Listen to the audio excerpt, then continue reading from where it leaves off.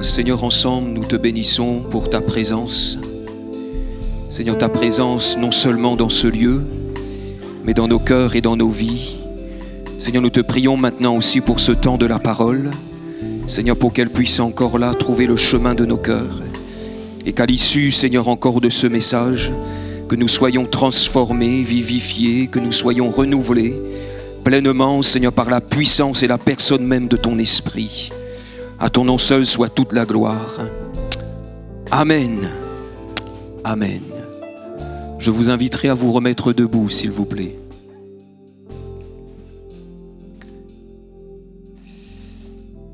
Pour changer un petit peu nos habitudes, je vais vous demander de rester debout pour tout le long de la prédication. On dirait que Nana dit Amen, si moi bien entendu.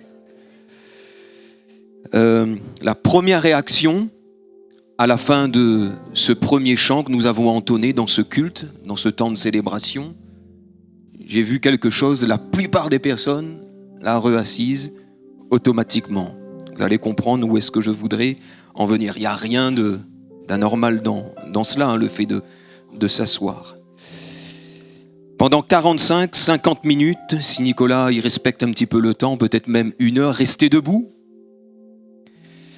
Allez-vous pouvoir m'écouter et suivre attentivement le message que l'Esprit de Dieu ce matin voudrait communiquer à chacun des cœurs? Allez-vous réussir à rester debout pendant toutes ces secondes et ces minutes? Une simple question. Un peu a dit oui. Enfin, vous allez assise. Un peu dit non. Pourquoi non? Parce qu'on n'est pas habitué, j'ai entendu. Pourquoi non? Parce qu'à un moment donné, on va se fatiguer. À un moment donné, nos jambes, ils s'abrûlent. À un moment donné, nos talons même, ils s'abrûlent. Je pense même aux sœurs, peut-être, que des notre souliers un peu grand talons, hein, les pas évidents de rester 45-50 minutes. Et surtout même, de rester dans cette position statique. D'accord, rester debout comme cela, sans bouger, c'est-à-dire même à un moment donné, même nos muscles seront dans ce gainage même qui est là, et c'est pas forcément bon même pour le corps. Hein, je remarque avec vous que même les vigiles, lorsqu'ils sont là, en train de surveiller les magasins, ils restent pas forcément debout comme ça à un moment donné, ce type bouge un petit peu. Pourquoi? Parce que le corps même a besoin de bouger.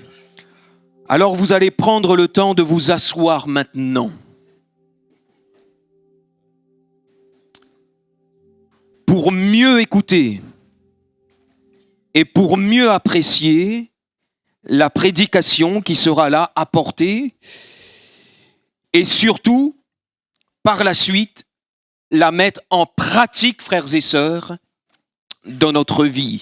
Que ce matin, nous ne soyons pas des auditeurs oublieux. Parce que souvent, le Seigneur, il parle, et il parle tantôt d'une manière et tantôt d'une autre. Il parle par la prédication de la parole, il parle par un verset, parfois même que nous recevons sur ces applications même de la Bible. Il parle par les dons spirituels, il parle par un frère, une sœur qui est là pour nous encourager. Donc, multiples sont les manières même de Jésus pour communiquer sa parole même à l'Église. Mais souvent, ce qui fait défaut entre la puissance de la parole de Dieu que nous entendons, vous savez ce qui fait défaut? C'est la mise en pratique par la suite de cette parole que nous entendons. Et nous avons une grande responsabilité. Si nous voulons que la parole de Dieu ait une répercussion dans nos vies personnelles et aussi dans la vie de l'Église, il faut absolument, frères et sœurs, la mettre en pratique. Et vous savez, dans le royaume de Dieu, il en est de même. Lorsqu'on prend le temps de s'asseoir, et pas n'importe où, cela va nous permettre d'aller un petit peu plus loin dans la connaissance même de la personne de Jésus, de sa parole, de son enseignement.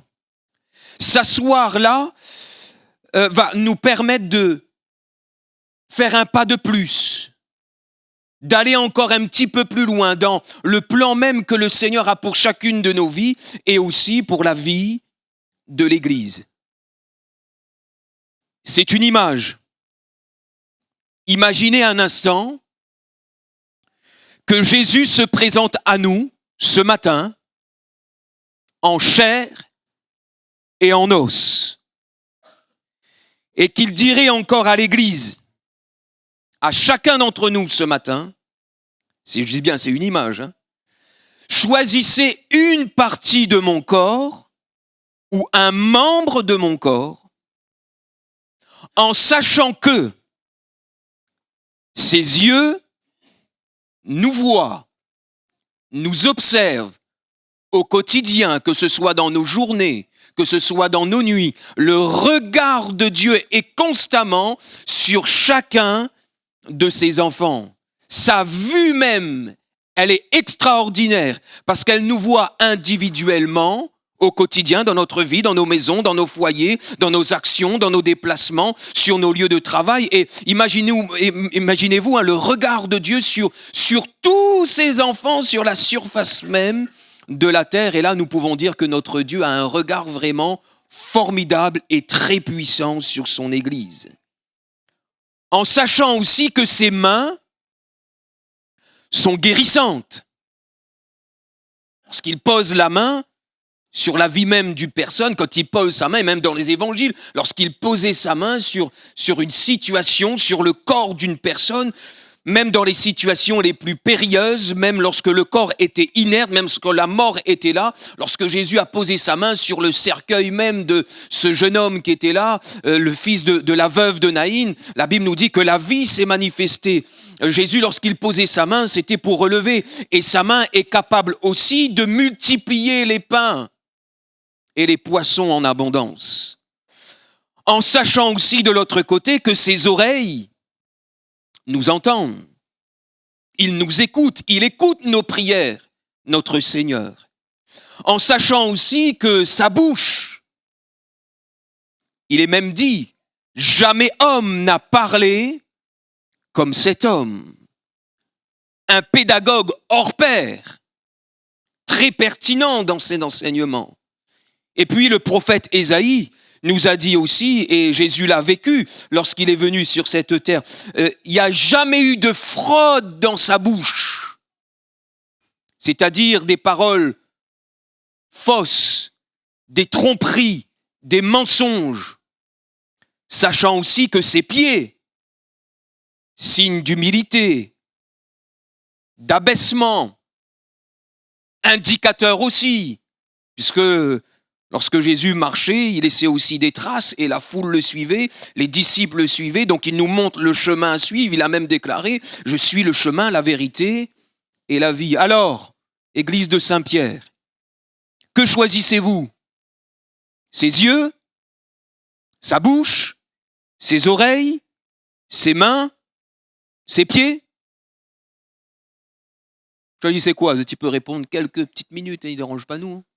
Qui choisit ses oreilles? Un peu choisit son cœur. Ok, il ne m'a pas mentionné le cœur, mais ok, d'accord. Il peut. Alors, quoi tu choisis encore? Nana dit choisis toutes. Non, il faut choisir une chose. Jésus a dit choisissez une chose. Un peu choisit les pieds là-bas. Nani choisit le regard de Jésus, les yeux de Jésus. Après, un peu choisit les mains. Un peu choisi la parole. Alors, allons regarder un petit peu ce que Luc nous dit dans son évangile au chapitre 10 et le verset 38, s'il vous plaît. Luc chapitre 10 et le verset 38.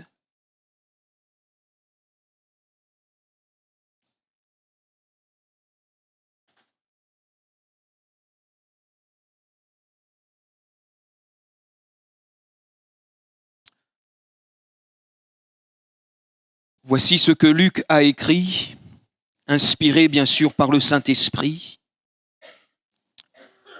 avec des détails qui sont là, formidables. Comme Jésus était en chemin avec ses disciples, il entra dans un village et une femme nommée Marthe le reçut dans sa maison. Elle avait une sœur nommée Marie qui, s'étant assise aux pieds du Seigneur, écoutait sa parole. Marthe occupé à divers soins domestiques, survint et dit, « Seigneur, cela ne te fait-il rien que ma sœur me laisse seule pour servir? Dis-lui donc de m'aider. » Le Seigneur lui répondit, « Marthe, Marthe, tu t'inquiètes et tu t'agites pour beaucoup de choses. Une seule chose est nécessaire. Marie a choisi la bonne part qui ne le sera point ôtée. » Et on peut dire Amen. Si on pourrait donner un titre, peut-être même à cette série de prédications, que j'ai même pu partager avec l'église de Basse-Terre, ça serait la suivante. Ça serait le suivant, pardon, ce titre. Choisir une chose. Demander une chose et faire une chose. Marie, disciple de Jésus, a choisi une chose qu'on ne pourra jamais l'enlever, et même Jésus n'a pas voulu lui ôter cette chose. Le roi David, quant à lui, il a demandé une chose. Le psaume 27 et le verset 4. « Je demande à l'Éternel une chose que je désire ardemment.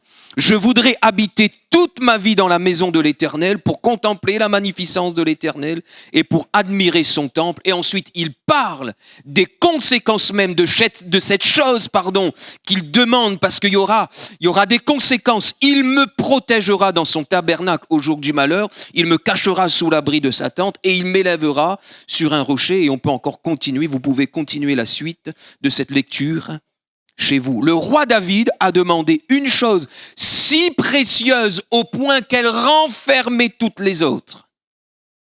Jésus a même repris cette pensée dans l'évangile de Matthieu, au chapitre 6 et le verset 33, où il est dit « Cherchez d'abord le royaume de Dieu et sa justice, et toutes choses vous seront données par-dessus tout. » D'abord, en premier lieu, une chose, le royaume de Dieu. L'apôtre Paul, lui, il a fait une chose dans sa vie chrétienne. Je lis pour vous Philippiens, chapitre 3 et le verset 7. « Mais ces choses qui étaient pour moi des gains, » il parlait là du fait même qu'il était de ses avantages, il était circoncis le 8e jour, de la race d'Israël, de la tribu de Benjamin, hébreu, né hébreu, quant à la loi, pharisien, quant aux zèles, persécuteur de l'Église, irréprochable à l'égard de la justice. Mais ces choses qui étaient pour moi des gains, je les ai regardées comme une perte à cause de Christ. Et même je regarde toutes ces choses comme une perte à cause de l'excellence de la connaissance de Jésus-Christ, mon Seigneur, pour lequel j'ai renoncé à tout. Je les regarde comme de la boue afin de gagner Christ et d'être trouvé en lui, non avec ma justice, celle qui vient de la loi, mais avec celle qui s'obtient par la foi en Christ, la justice qui vient de Dieu par la foi.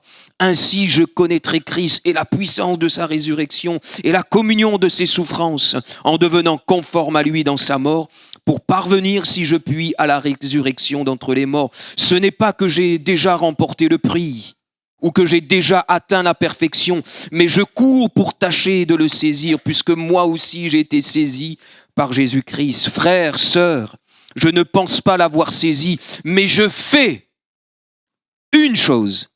Oubliant ce qui est en arrière et me portant vers ce qui est en avant, je cours vers le but pour remporter le prix de la vocation céleste de Dieu en Jésus-Christ. Amen. L'apôtre Paul, dans sa vie chrétienne, dans sa course même, il ne fait pas comme notre 3e enfant, Sacha, lorsqu'il court. Parfois, je le regarde même, on dépose à 8h20 à l'école, et puis il y a quelques minutes qui sont là, 8h30, et là on rentre dans la classe, et puis quand il joue avec ses petits camarades dans la cour, vous savez comment il court? Il me dit, arrête quoi comme ça. Quand lui court, lui met, mais tout de suite il regarde derrière. il continue de garder comment il court. Dites, un jour où ça tape au un camarade, ou ça tape au un mur, ou ça tape au quelque chose. Quand on court, regarde devant. L'apôtre Paul, qu'est-ce qu'il faisait? Il a fait une chose. Oubliant ce qui est en arrière, son regard n'était pas derrière, il avançait, il courait, mais son regard était justement sur le devant, vers Christ. Revenons vers notre récit de Luc chapitre 10 et le verset 38 jusqu'à la fin de ce chapitre. Revenons à Béthanie, où Jésus se rend avec ses disciples. Béthanie est le village où habite la famille MML.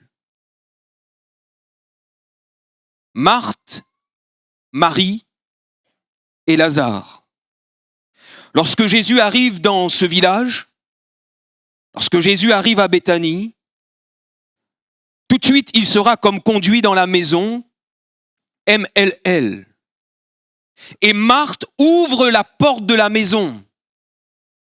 Elle accueille chaleureusement Jésus dans sa maison. Certainement qu'elle a proposé à Jésus de s'asseoir. On ne sait pas trop combien de temps elle est rentrée là, combien de temps elle est restée, très proche de Jésus, mais l'auteur de l'Évangile nous laisse quand même penser qu'elle était là quelque temps, quelques secondes même, dans la présence même de Jésus, mais très vite, elle se dirige vers ses tâches, vers ses actions, vers son service. Et quand on y regarde attentivement, ses actions, ses services, toutes ces choses-là sont quand même louables. Sa sœur est aussi dans la maison. Elle décide de rester dans l'endroit, dans la pièce où Jésus est. Et elle s'assoit, pas n'importe où, pas à côté de Jésus, pas à côté de ce grand pédagogue. Elle va s'asseoir à ses pieds et le texte nous dit qu'elle va écouter. Elle va laisser cette parole non seulement entrer dans ses oreilles, mais aussi dans les oreilles, si je peux m'exprimer aussi, de son cœur. Et ça va pénétrer son cœur, son âme, son esprit. Et cela aura même une répercussion. Si j'ai eu le temps à la fin de cette prédication, vous démontrer les conséquences de son choix de fait de rester aux pieds de Jésus et d'écouter même sa parole. Écouter ici, c'est considérer ce qui est dit, comprendre et percevoir le sens de ce qui est dit, apprendre même par l'écoute, prêter l'oreille à un enseignement.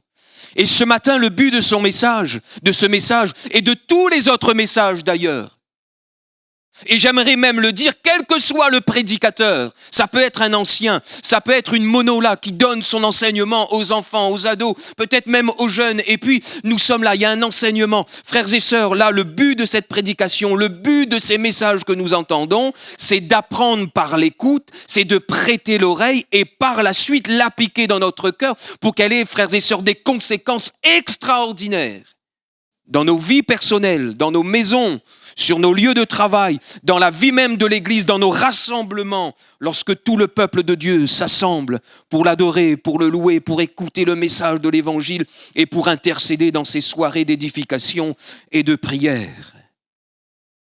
Quelques mots, sur le comportement et le choix de Marie. S'asseoir aux pieds de Jésus. Dans ce temps-là, du temps de Jésus, se jeter ou s'asseoir aux pieds de quelqu'un était un signe de soumission totale. Exemple avec Actes chapitre 16 et le verset 29, le geôlier qui gardait Paul et Silas en prison voulait se tuer quand les prisons des portes se sont ouvertes et pense que Paul et Silas s'étaient enfuis, mais ils étaient encore là.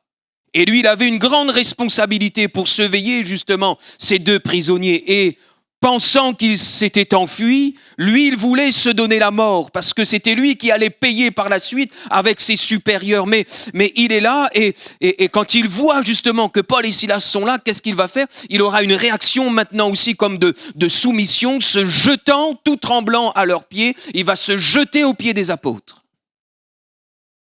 Signe aussi de vénération, accompagné aussi de prière. Et là, je pense, et je cite, ce chef de la synagogue. Vous vous souvenez qui est le chef de la synagogue dans les évangiles? On dit même que c'était le chef de la synagogue, un certain Jairus. Lui, qu'est-ce qu'il a fait? En tant que chef de la synagogue, il va se jeter aux pieds du chef même de l'Église, reconnaissant sa suprématie. Reconnaissant que là, la prière même, moi je suis chef de la synagogue, j'ai des responsabilités, je dois veiller à ce que la loi soit bien lue, soit bien commentée, que les écrits aussi de certains prophètes soient lus et commentés. Il faut que je regarde si tout est bien ordonné dans la synagogue, mais en tant que chef et face à la situation que je traverse, j'ai besoin d'aller me jeter aux pieds du chef même de l'Église, du chef même de la vie, du Seigneur des Seigneurs, et il fera cette prière lorsqu'il viendra vers Jésus même, viens vite à la maison, viens, impose les mains à ma petite fille parce qu'elle est souffrante, elle est mourante. Je pense aussi à cette femme cananéenne. Elle entend parler de Jésus. Et qu'est-ce qu'elle fera? Elle aussi, elle va se jeter aux pieds de Jésus pour prier Jésus de venir délivrer sa petite fille. Où est-ce qu'on a placé les malades du temps de Jésus? Souvent, on les plaçait aussi à ses pieds, étreindre, saisir les pieds de quelqu'un, c'est l'adorer. Et là, je cite Matthieu chapitre 28 et le verset 9. Le jour de la résurrection même de Jésus, Marie de Magdala et l'autre Marie et d'autres femmes, même d'autres personnes qui étaient là, vont saisir ses pieds et vont l'adorer, nous dit Matthieu dans ce récit. Être assis aux pieds de quelqu'un, c'est avoir l'attitude de l'élève vis-à-vis de son maître. En Israël, les étudiants étaient effectivement assis par terre, autour même de l'enseignant, lui assis sur une chaise. Et il me semble que l'apôtre Paul, lorsqu'il est là en face de la foule pour son discours, pour se défendre, il va même parler du fait que lui-même, dans Actes chapitre 22, le verset 3, lui-même, il était assis aux pieds d'un certain Gamaliel, un très grand rabbin de son époque. L'étudiante Marie reçoit des paroles, un enseignement de la parole même faite chair. En réalité, et gardez cela aussi à l'esprit, ce mot, elle s'est rapprochée de Jésus quand Jésus est entré dans son foyer et dans sa maison. On ne sait pas combien de temps tout cela a duré, tout l'enseignement de Jésus, peut-être même un petit peu plus que lorsque Nicolas y prêche. Mais quoi qu'il en soit, ça a duré quand même un moment, au point que sa sœur est agacée. Et fin arrive à Zot d'être agacé. Mais j'espère ce matin, Zot t'es en paix pour venir dans ce lieu, parce que des fois même, nous peut être agacé déjà même le matin. Il faut nous aller à l'heure, vous n'avez fait, non, ceci. Des fois même le dimanche matin, nous peut être agacé. Bon, après, si tu es agacé, viens quand même, prie le Seigneur, dispose ton cœur encore dans ce lieu. Hein. Ouais, il y a toujours la grâce même du Seigneur, mais être agacé, il n'est pas gaillard d'être agacé. Hein. Il est un peu les agacés du matin jusqu'au soir. Alors Marie, elle est là.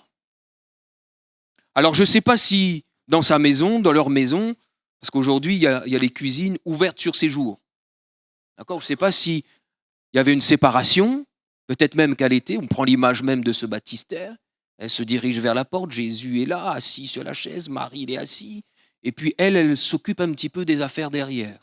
Certainement pour nourrir Jésus, certainement pour prendre soin de Jésus et dans son service. Et je le disais tout à l'heure, c'est quand même louable à toutes ces actions qui sont là. Et peut-être dans cette petite pièce d'à côté là, Il fallait faire ceci, il fallait hacher les oignons, il fallait couper les affaires, il fallait laisser la viande décongelée. Et puis peut-être même qu'elle faisait les 400 pas là-dedans. Et puis de temps en temps, peut-être elle regardait aussi, elle voit encore sa sœur, elle est assise même, il lève pas, il bouge même pas d'un iota. Et puis elle est là. Et puis elle de l'autre côté, elle est dans ses actions, elle est là. Et puis même ses pieds commencent à gonfler aussi, ses mollets commencent à gonfler parce que voilà, elle est en train de marcher, elle est en train de se fatiguer. Et puis dans son service pour le Seigneur, ce n'est pas pour n'importe qui. Marthe vient voir Jésus. Et écoutez bien ceci, non pas pour se rapprocher de lui, comme sa sœur, mais pour lui faire des reproches. Elle va loin quand même avec Jésus. Hein. Petite parenthèse, est-ce que nous finissons de faire des reproches à Jésus, nous ? Je ferme la parenthèse. Cela ne te fait-il rien que ma sœur me laisse seule pour servir ? Je suis seul. Je suis dans une solitude là, dans mon service. Et elle donne même un ordre à Jésus. Elle va aller encore un petit peu plus loin dans ses reproches. Elle donne un ordre à Jésus. Dis-lui donc de m'aider. Parce que Marie, si vous ne connaissez pas elle, moi, m'y connais elle. Parce que des fois, même quand vous n'est pas là, midi, elle fait ça, elle fait ci, écoute pas moins. Hein, on dirait, elle laisse ça à penser. Hein. Dis-lui donc parce que si moi, m'y ça dit elle, et ça pas écouté à moi. Dis-lui donc de se lever, c'est l'heure, c'est le moment du service. Quelle est la réponse de Jésus à Marthe ? Marthe va citer son prénom à 2 reprises. Marthe, Marthe, tu t'inquiètes et tu t'agites pour combien de choses ? Combien ? Combien de choses ? Ah, là, mettre la réponse. Non, il ne fallait pas mettre la réponse. Pour beaucoup de choses. La liste, elle est longue. Moi, je te parle juste là, ici, d'inquiétude, mais vous savez, il y a beaucoup de choses qui peuvent inquiéter à nous. Oui ou non ? Je te parle ici d'agitation et il y a beaucoup de choses qui peuvent nous agiter. Même si Jésus est dans la maison. Tu as fait ça. Tu as fait ci. Et en réalité, hein, je paraphrase un petit peu, je donne un petit peu de vie aussi à ce texte, sans tordre le sens même des Écritures. En réalité, lorsque j'étais assis là, en train d'enseigner, moi je te voyais de l'autre côté là-bas, en train de faire les 400 pas. Je te voyais dans ton agacement. Je te voyais même nous regarder, parfois même avec le regard, il dit beaucoup de choses avec le regard. Hein. Des fois, pas besoin de causer. Hein. Les enfants, des fois, ils comprennent que quand juste un regard même, ils connaissent que là, il ne faut plus trop bouger. Parce que le regard peut traduire bien des choses. Marthe, une seule chose est nécessaire. Et elle renferme tout le reste. Je ne peux même pas répondre entre guillemets à ta prière là, à ta demande, à ton ordre, en disant à Marie de se lever pour t'aider. On ne peut même pas lui ôter cette bonne part. Moi-même, je ne peux pas lui ôter cette bonne part qu'elle a choisie.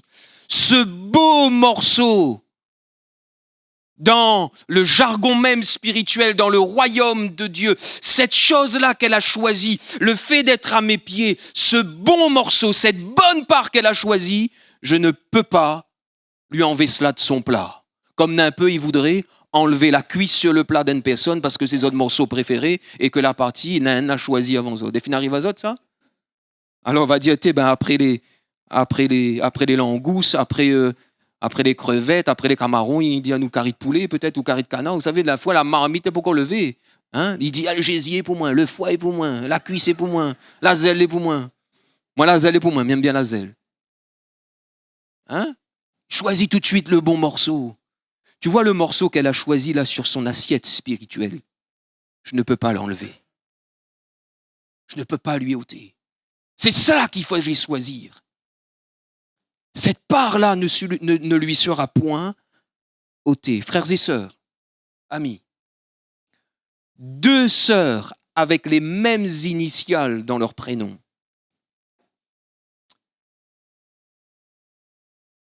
Mais en réalité, pas du tout avec les mêmes choix. Des comportements même différents. Traduits par 2 R. M. Marthe reproche à Jésus. 2e M. Marie. Elle fait une autre chose. Elle se rapproche de Jésus.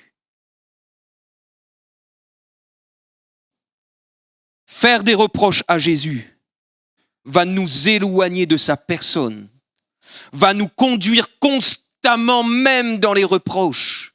De l'autre côté, comme Marie, désirer sa présence, son contact, va nous rapprocher de lui et nous permettre justement de comprendre sa parole, de comprendre le plan, de comprendre ce qu'il veut pour nous, de nous emmener aussi, et parfois même avant de comprendre là, frères et sœurs, tout ce qui se passe dans notre vie. Vous savez, ce que Jésus attend, c'est avant tout la connaissance de sa personne. Lorsqu'on va mieux le connaître, lorsqu'on va mieux connaître son cœur, lorsqu'on va mieux connaître là ce qui se passe dans les profondeurs même de son cœur, par l'Esprit de Dieu, par la méditation de la parole de Dieu, par nos prières même personnelles, à un moment donné, on va mieux comprendre ce qui se passe autour de nous. Et même parfois, il y aura même une parole de l'Esprit qui sera communiquée à chacun de nos cœurs. Parce que parfois, on veut tout savoir, on veut tout maîtriser, on veut tout connaître, mais il y a des choses qui appartiennent seulement à Dieu. Et ce n'est qu'au ciel qu'on aura des réponses. Peut-être même le Saint-Esprit est en train de dire à une personne ce matin,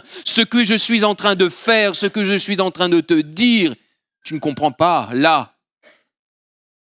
Mais tu le comprendras bientôt. Marthe reproche à Jésus. Elle est dans une certaine activité. L'autre, de l'autre côté, Marie, elle est là, elle est inactive, certes, mais dans son inactivité ici, physique, elle reçoit spirituellement. Marthe, de l'autre côté là-bas, avant qu'elle reproche à Jésus, elle est en train de s'agacer. Elle est en train de s'énerver. De l'autre côté, Marie, elle se rapproche de Jésus et puis elle est bien dans la présence de Jésus. Elle n'est pas agacée, elle n'est pas irritée. Elle est là, elle reçoit la parole de Dieu. Une qui veut nourrir Jésus. Marthe. 2e M de l'autre côté, elle veut se rapprocher de Jésus. Elle se laisse nourrir par Jésus. C'est très différent. Une qui veut prendre soin de Jésus. Et c'est bien de prendre soin de Jésus. Mais de l'autre côté, M, elle se rapproche de Jésus. Et elle se laisse prendre soin par Jésus. Là aussi, c'est différent. Frères et sœurs, je crois que le Seigneur nous appelle ce matin à choisir la bonne part. Et dans l'application même de ce message, dans ce que Dieu veut pour chacune de nos vies, j'aimerais te poser quelques questions.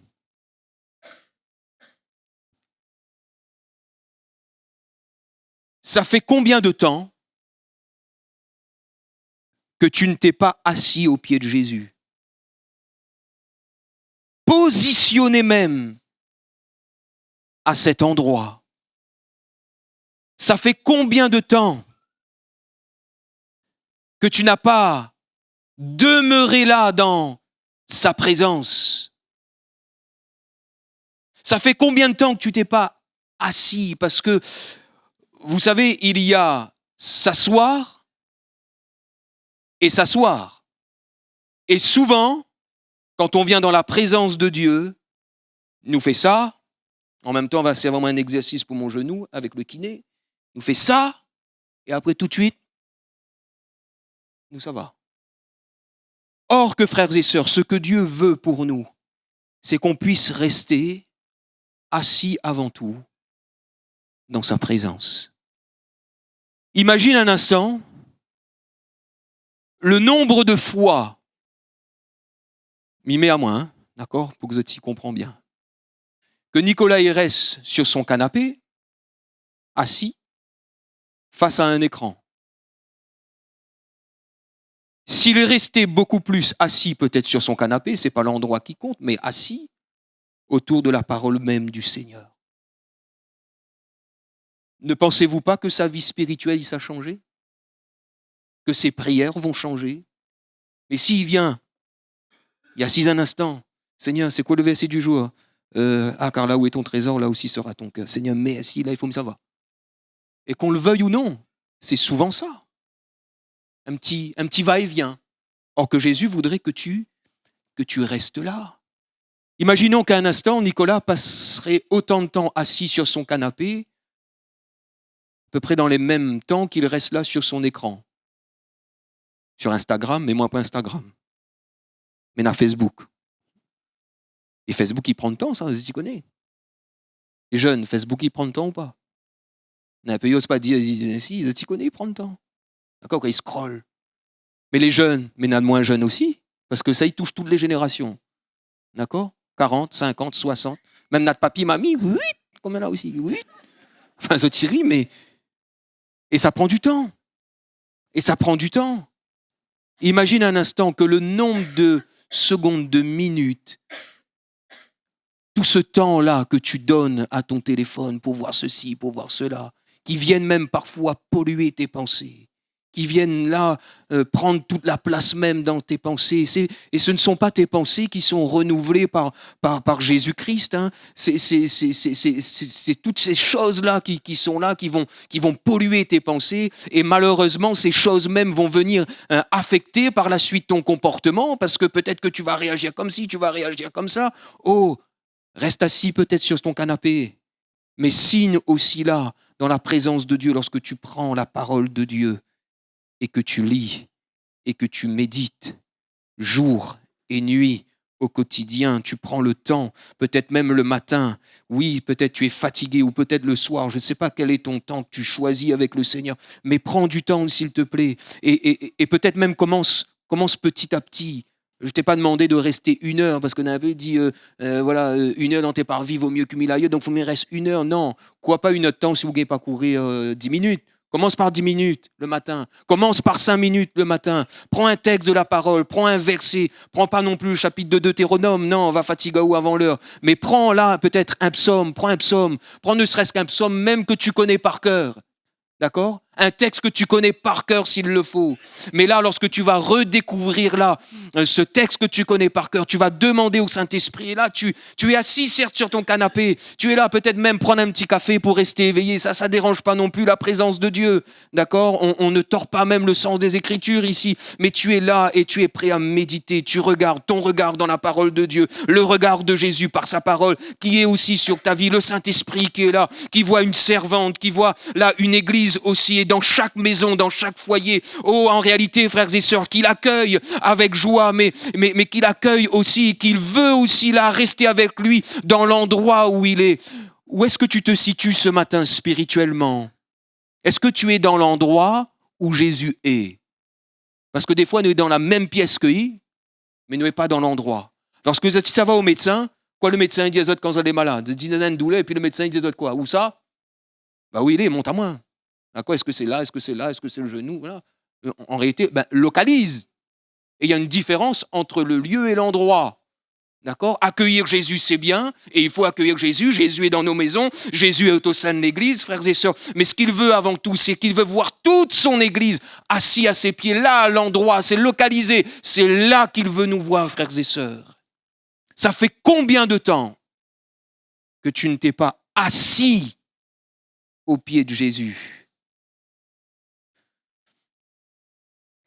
Vous connaissez l'expression « au pied du lit ». Vous allez encore là avec moi ou mais continue, mais que puis si l'église est là. Si vous m'avez fermé mes yeux, on dirait que moi, tu es tout seul en train de prêcher. Hein. Tu connais l'expression au pied du lit? Au saut du lit alors. C'est première action de la journée. Au pied du lit. Reste au pied de Jésus, s'il te plaît. Vous connaissez l'expression être au pied du mur? Vous êtes toujours là? C'est prendre ses responsabilités. Seigneur, ce matin, je voudrais que tu prennes tes responsabilités et d'être là, à ses pieds. Vous savez, il y a des conséquences lorsque on choisit la bonne part. La première conséquence, c'est qu'on vivra les choses quand même différemment. Peut-être assez dures, les choses peut-être qui sont dures là, mais quand même différemment. Je cite pour vous ce texte que vous connaissez par cœur, Jean. Enfin, je ne sais pas si vous connaissez le texte par cœur, mais au moins le récit. Il s'agit de qui il s'agit. Si je vous dis Jean chapitre 11, la résurrection de Lazare. Le verset 20, je cite. Lorsque Marthe apprit que Jésus est arrivé, Lazare est déjà mort. Elle alla au-devant de lui. Vous y connaissez la suite puisque l'affiché, tandis que Marie, elle était où? Assise à la maison. Toujours assise. Elle attendait la présence même de son Seigneur. Lorsque Marie fut arrivée, le verset 32, là où était Jésus, et qu'elle le vit, elle tomba à ses pieds. Elle tombe aux pieds de Jésus, différemment de sa sœur. Et elle dit, Seigneur, si tu as été ici, mon frère ne serait pas mort. Jésus, la voyant pleurer, elle et les Juifs qui étaient venus avec elle, frémit en son esprit et fut tout ému. Et il dit, où l'avez-vous mis? Seigneur, répondit-il, viens et vois. Même dans la pire situation, Marie, elle est là et elle veut encore une fois se jeter aux pieds de Jésus pour recevoir son enseignement. Autre conséquence, frères et sœurs, quand nous sommes assis aux pieds de Jésus, nous ferons de bonnes actions. Je cite encore Marc.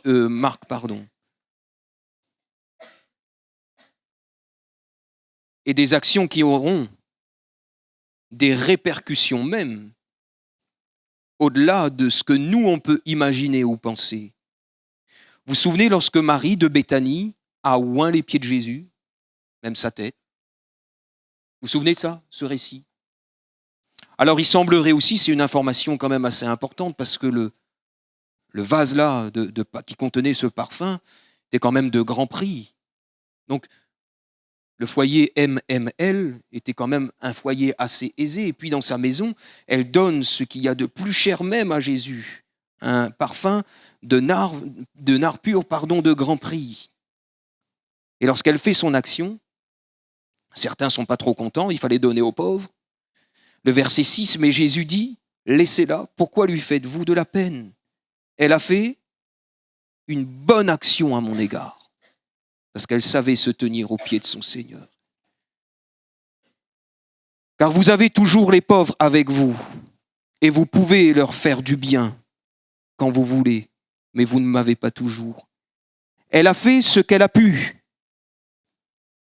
Elle a d'avance embaumé mon corps pour la sépulture, Je vous le dis en vérité, regardez la répercussion.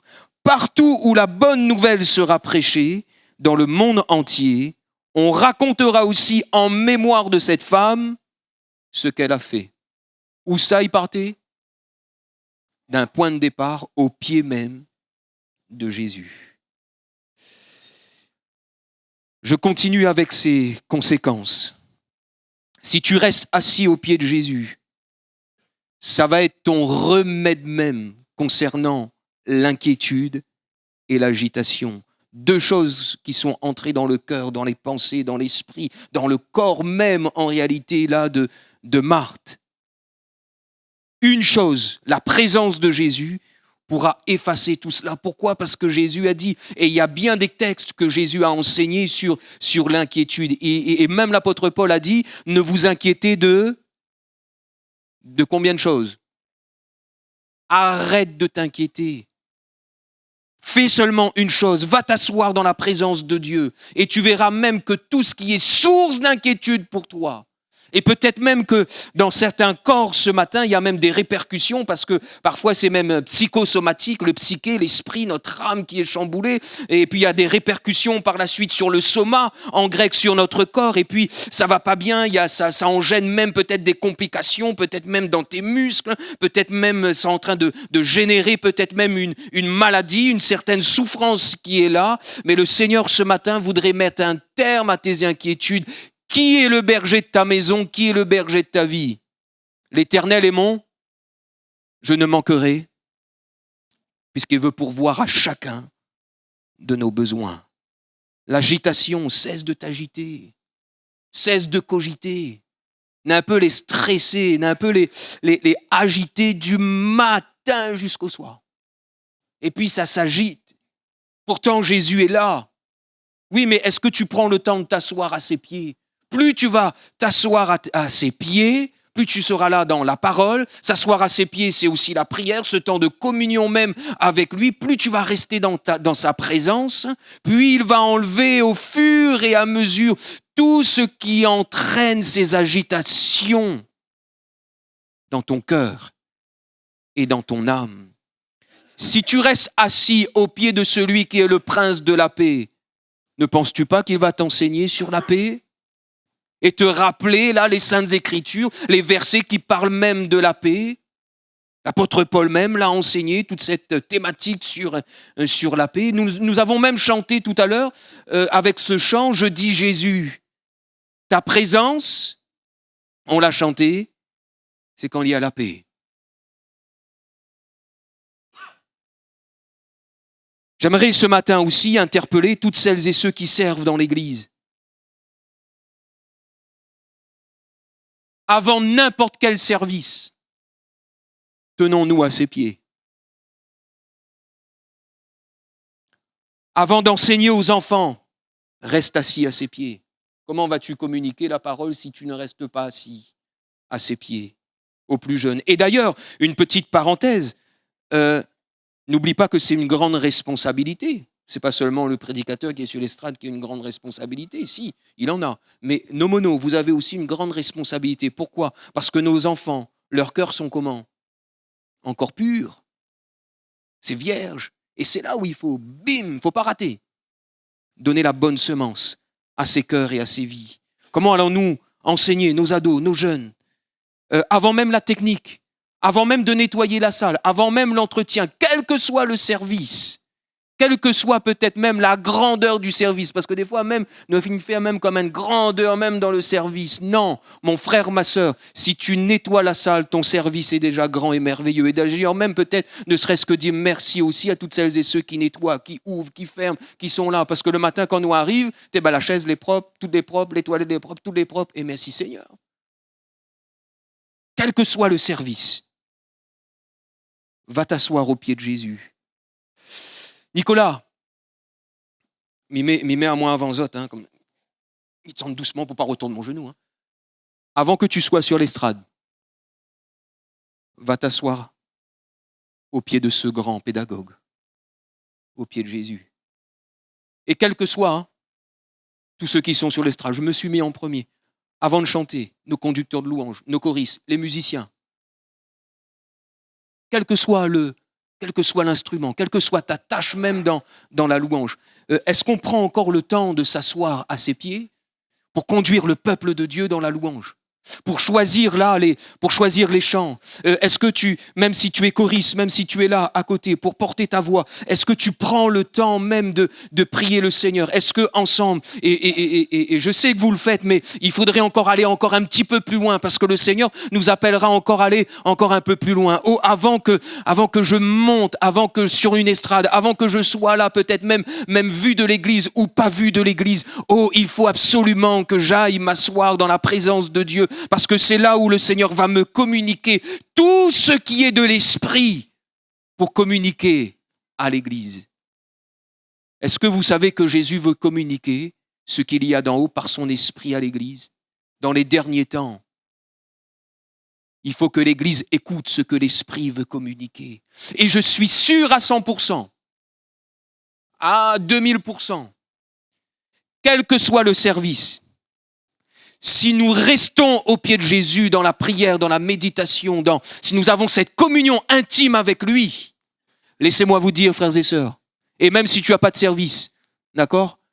Si tu es dans cette dimension-là, de la présence même de Dieu à ses pieds, tu te soumets à lui, tu pries, tu intercèdes. Laisse-moi te dire que ta vie spirituelle, ta vie familiale, ta vie professionnelle, tout ce que tu es, oh, ça va changer, mais d'une manière que toi-même tu seras étonné.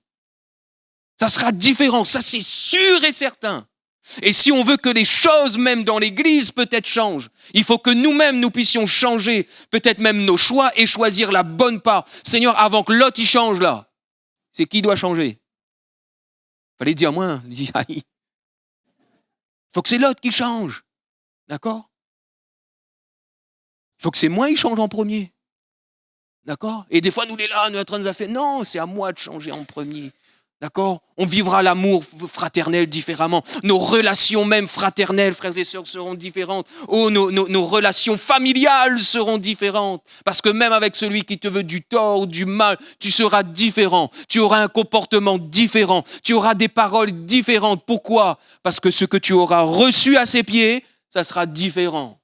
Ça va t'aider, ça va te donner toutes les forces nécessaires. Et même tu pourras peut-être traverser les moments les plus durs de ta vie. Mais du moment que tu es assis à ses pieds là, le Seigneur, le divin berger, aura toujours une nourriture, une parole à te donner. Alléluia. Allons prier le Seigneur ensemble quelques instants, s'il vous plaît. Et comme je le disais dans l'introduction, il faut absolument, maintenant, frères et sœurs, nous puissions mettre cette parole de Dieu en pratique. Je dois vous l'avouer moi-même en tant que serviteur de Dieu, c'est pas simple. C'est pas simple de réserver un temps dans la lecture de la parole, dans la méditation, dans la prière. Oh, parfois, il faut se faire violence. Et la Bible nous dit même que ce sont les violents qui s'emparent du royaume de Dieu.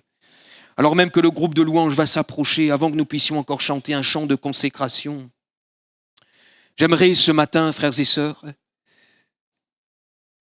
avec ce que nous avons entendu, que nous ne soyons pas des auditeurs oublieux. N'oublie pas cela. Tu veux que ça change? Tu veux que ça change autour de toi? Ben change peut-être là ce béaba de la vie chrétienne. En réalité, c'est le béaba de la vie chrétienne, venir dans la présence de Dieu. Jésus va communiquer toujours sa puissance, sa présence à celui qui va dire « Me voici, je suis là ». Seigneur, en réalité, tu peux compter sur moi. Et vous savez, frères et sœurs, parfois être assis dans la présence de Dieu, si le groupe pourrait venir se mettre en place, s'il vous plaît, être assis dans la présence de Dieu, c'est parfois aussi faire silence. Hein. Est-ce que tu sais que le Seigneur, il est capable de te parler même quand tu fais silence? Il est capable de te communiquer des choses extraordinaires dans ce murmure doux et léger. Est-ce que tu connais cette voix du divin berger dans le silence même? Et vous savez, ce silence même qui est là va nous permettre justement d'entendre sa voix. Et laisse-moi te dire une chose, d'accord? Si tu pratiques cela, si tu vis cela, le fait même parfois de se taire dans la présence même de Dieu. Tu vois, toutes les choses qui vont se déposer dans ton cœur viendront même de l'Esprit. C'est pas un autre. Hein. Quand tu es assis à ses pieds, c'est pas un autre qui te parle. Hein. C'est Jésus même qui te parle. Parce que même lorsque tu seras dans sa présence, parce que peut-être même tu te dis, oui, mais est-ce que ça vient de moi? Est-ce que les charnels, quand tu es dans la présence de Dieu, moi je le crois, c'est l'Esprit de Dieu qui est là, c'est le Seigneur Jésus qui est là, et il te communique ce qui est de l'Esprit. Alléluia, parce que tu as fait taire là les œuvres même de la chair. Tu es là pour recevoir de lui. Donc, tout ce qu'il va déposer dans ton cœur et dans ta vie, ce n'est pas une voix humaine, ce n'est pas une pensée humaine, ce n'est pas la pensée même de ta chair, ce sera la pensée de l'Esprit. Mon frère, ma sœur, même dans les dons spirituels. Et là, je parle aussi à toute l'Église. Reste assis au pied de Jésus pour communiquer les dons spirituels à l'Église. Frères et sœurs, nous vivons dans un temps qui est là où l'Église a besoin de revenir aux fondamentaux même de la Pentecôte, de la foi en Jésus-Christ. Et il faut que dans nos églises, il y ait encore de plus en plus, et je dis bien encore de plus en plus, alors que là, nous fêtons le 60e anniversaire. Mais frères et sœurs, oui, c'est vrai, le Seigneur a béni autrefois, mais il veut bénir encore, il veut bénir encore. Et il me semble que dans le passé, il y a eu ce temps de réveil où il y avait des dons spirituels, des prophéties qui étaient là, frères et sœurs, qui révélaient même là ce qu'il y avait dans les profondeurs même des cœurs. Alors je ne dis pas qu'on a perdu, mais frères et sœurs, réfléchissons un instant. On a besoin de revenir dans cette dimension de l'esprit, que ce soit dans la prédication, dans l'exercice des dons spirituels, dans notre témoignage personnel, dans notre consécration, frères et sœurs. Il faut absolument qu'il y ait une percée de l'esprit, alléluia, dans nos rassemblements, et que les autres puissent voir encore que au sein de l'église de Saint-Pierre, de Basse-Terre et de Terre Sainte, où il y a une dimension de la présence même de Dieu qui est là, alléluia, où le Seigneur travaille avec son église. Alléluia. Alléluia. Ce temps d'appel avant de chanter le Seigneur. Il faudra rester assis dans la présence de Dieu cette semaine et tous les jours de ta vie. Mais qui voudrait ce matin, alors peut-être qu'on va vivre l'inverse, mais c'est une attitude de cœur. Seigneur, je sors assis là de ma chaise et je me tiens debout pour qu'en sortant de ce lieu, Seigneur, j'applique cette parole dans ma vie, je vais aller m'asseoir, Seigneur, dans ta présence.